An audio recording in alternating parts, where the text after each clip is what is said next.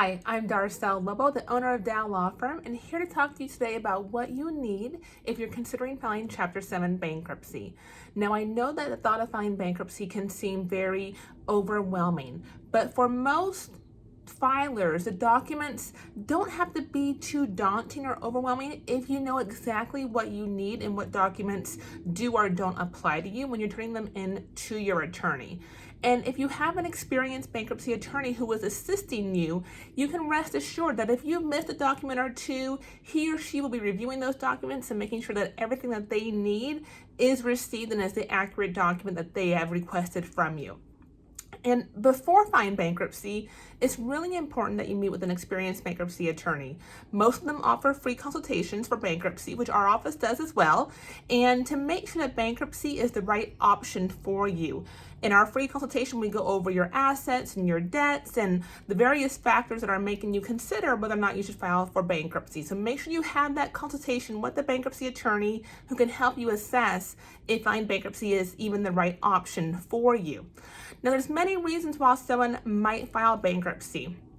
It can be to help with their home. It can be to deal with debt.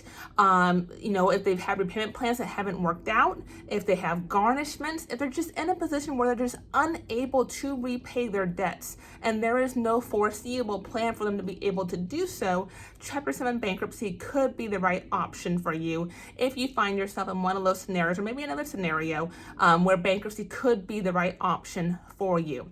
Now, when you're going through the checklist of documents that you need in order to file bankruptcy, many of these documents will be pay stubs, at least for the past 6 months, bank statements from anywhere that you have a bank account. So a checking account, a savings account, and also if you have any kind of money transfer account through an app, maybe PayPal, maybe Venmo, they're going to need a transaction history for those accounts as well as tax returns. Usually the last 2 to 4 years of tax returns are needed. Copies of bills from any creditors, any kind of creditor correspondence. So make sure you don't throw those away because your attorney will want copies of all those documents to make sure that they can give proper notice to all of your creditors that you filed bankruptcy. Many times those notices, either whether it's a statement or a letter or a collections notice, it'll have addresses for that creditor on the front and maybe even the back sometimes.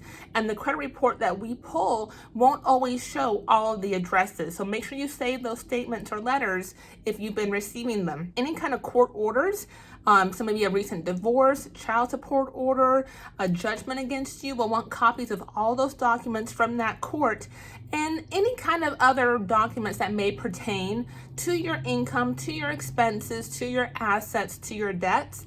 And if you're self-employed, they'll want additional information like profit and loss statements, things like that in regards to your finances to help you prepare your file for bankruptcy. So once you've turned in these documents to your attorney, whatever it is that they've requested, and you also have to complete your credit counseling course, which is required by the court. You take one before you file and the other one you take after you file your bankruptcy.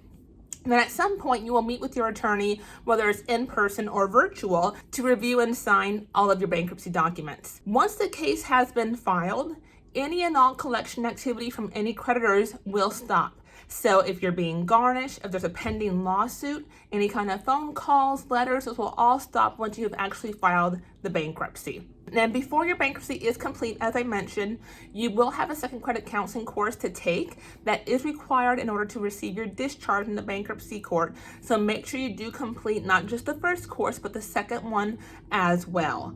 And so once you've had your meeting of creditors, also known as the 341 hearing, usually about 63 to 65 days later, in a Chapter 7 case, you will receive the discharge in your bankruptcy, and your case will then proceed to close, and your case will be complete. So again, that's just kind of an overview of the documents that you will need in order to file Chapter 7 bankruptcy and what that process will look like overall. If you are contemplating bankruptcy or you know someone who may be contemplating bankruptcy and may need some help, and we'd be happy to help you. Have a good day and thank you. Bye.